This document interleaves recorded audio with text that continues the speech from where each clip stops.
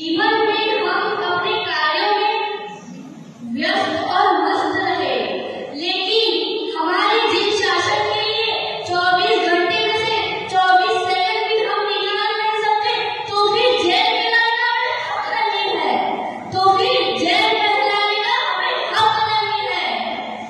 આજે શાસન સ્થાપના દિવસ છે। વૈશાખ સુદ 11 એટલે શાસન સ્થાપના દિવસ। श्री भगवान